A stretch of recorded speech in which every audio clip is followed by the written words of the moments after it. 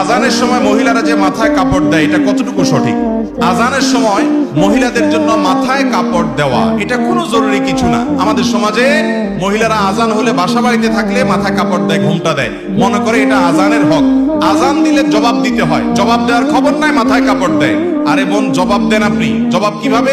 মুয়াজ্জিন আল্লাহু আকবার বলেছে, আপনি আল্লাহু আকবার বলেন। মুয়াজ্জিন আশহাদু আল্লা ইলাহা বলছে, আপনি আশহাদু আল্লাহ বলেন। কুলু বিসলামা ইয়াকুলুল মুয়াজ্জিন, মুয়াজ্জিন যা বলছে আপনি হুবহু তা বলেন। শুধু হাইয়া আলাস সালাহ, হাইয়া আল ফালাহ যখন মুয়াজ্জিন বলে তখন লা হাওলা ওয়ালা কুওয়াতা ইল্লা বিল্লাহ বলেন। এভাবে মুয়াজ্জিন আজানের যদি জবাব দেন, মুয়াজ্জিন যে পরিমাণ সওয়াব পায় আপনি ওই পরিমাণ সওয়াব পাবেন। আর মুয়াজ্জিন কি পরিমাণ সওয়াব পায় জানেন? হাদিসে আসছে মুয়াজ্জিনের আজান শুনে যত মানুষ নামাজ পড়ে তাদের সবার সমপরিমাণ সওয়াব মুয়াজ্জিন সাহেব পায়, আর আপনি জবাব দিয়ে ওই পরিমাণ সওয়াব পেতে পারেন।